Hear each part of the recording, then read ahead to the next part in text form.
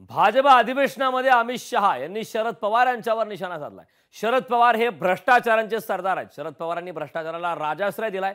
शरद पवारांच्या खोटारडेपणाला जनता भुलणार नाही। अमित शहा यांनी शरद पवारांवर टीका केली। अमित शहा यांनी आपल्या भाषणात राष्ट्रवादी काँग्रेस शरदचंद्र पवार पक्षाचे प्रमुख शरद पवार यांच्यावर सडकून टीका केली। शरद पवार हे भारताच्या राजकारणातील भ्रष्टाचाराचे सर्वात मोठे सूत्रधार आहेत, अशी खोचक टीका अमित शहा यांनी केली।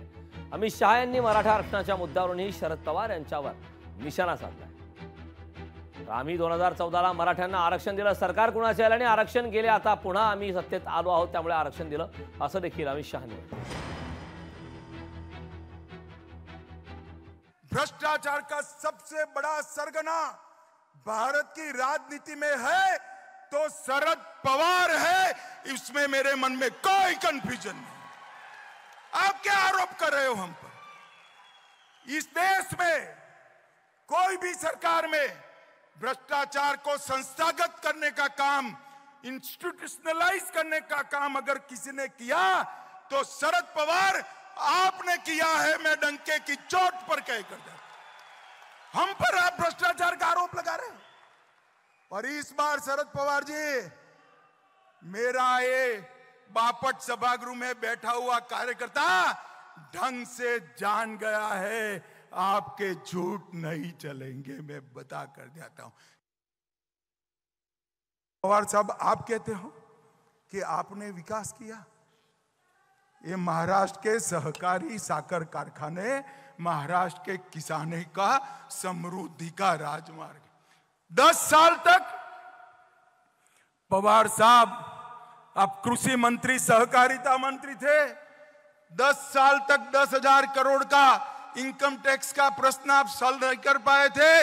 मैं सहकारिता मंत्री गया, मोदी जी के पास फाइल लेकर गया, 1.5 मिनट में 10,000 करोड़ का साकर कारखानाओं का काम नरेंद्र मोदी, आप जो 10 साल तक नहीं कर पाए वो मोदी जी ने 1.5 साल में किया। जुन्या काळात भ्रष्टाचाराच्या आरोप असणारे जे काय एकूण नेते फोडून त्या ठिकाणी स्वतःच्या पक्षात घेतले किंवा त्या पक्षांना सहकारी पक्ष म्हणून घेतले, त्याचं निश्चित आत्मचिंतन करावं। या ठिकाणी पवार साहेबांच्यावर टीका करत असताना पवार साहेबांच्यावर टीका केल्याशिवाय महाराष्ट्रात हेडलाईन होत नाही। एवढ्या फक्त क्षुल्लक आणि बालिश दृष्टिकोनातून आजच त्यांचं हे स्टेटमेंट आहे। मला असं वाटतं की त्यांचं स्टेटमेंट, त्यांनी ज्या पद्धतीने महाराष्ट्र, बिहार, दिल्ली, उत्तर प्रदेशमध्ये मोठे मोठे भ्रष्टाचारी नेते फोडून आपल्या बरं घेतले, ते एकूण पाहता हिंदीतली जी म्हण आहे की सो चुहे खाके बिल्ली चरी हज को, तशाच प्रकारचा हा एकूणच नाही का बालिश आणि औद्योगिक नाही का प्रकार मला वाटतो। पण मला एक नक्की ठिकाणी सांगावंसं वाटतं की त्यांनी त्यांचे एकूणच सरगना नरेंद्रजी मोदी यांना नक्की विचारावं की त्यांनी नेमकं राजकारणामध्ये पवार साहेबांचं कशासाठी बोट धरलं होतं। पवार साहेबांच्या बद्दल त्यांनी आधी इतिहास जाणून घेतला असता तर बरं झालं असतं, परंतु भ्रष्टाचाराचे सरगना म्हणून ते जर पवार साहेबांना म्हणाले तर गुंडागर्दी आणि गुन्हेगारीचे सरगना असलेले अमित शहांनी पवार साहेबांवर टीका टिप्पणी करावी, एवढे ते मोठे नाहीयेत। महाराष्ट्राचे लोक, मराठी माणूसच आता याला उत्तर दिल्याशिवाय राहणार नाहीये।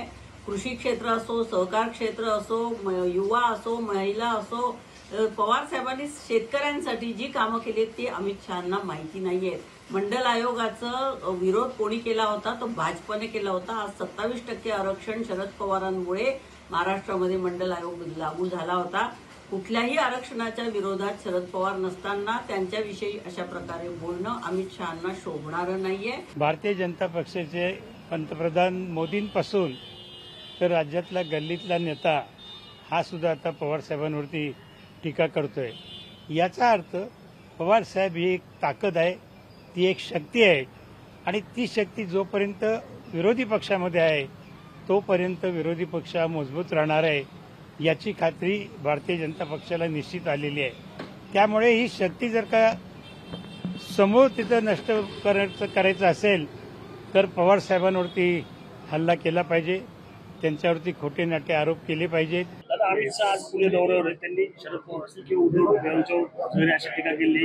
औरंगाबाद फॅन क्लबचे सदस्य नेते जे आहेत ते उद्धव ठाकरे आणि भ्रष्टाचारांचे सरदार जे आहेत ते शरद पवार यांना असं टीका केलेली। मला काहीच माहिती नाही, मी अजून सकाळपासून पिंपरी चिंचवडमध्ये पुण्यामध्ये मी नक्की ते काय बोललेले आहेत ते ऐकल्यानंतर मी ते स्वतः पाहिल्यानंतर मी त्याच्यावर रिएक्शन. लोकशाही मराठी ऐका, पहा, जागरूक रहा.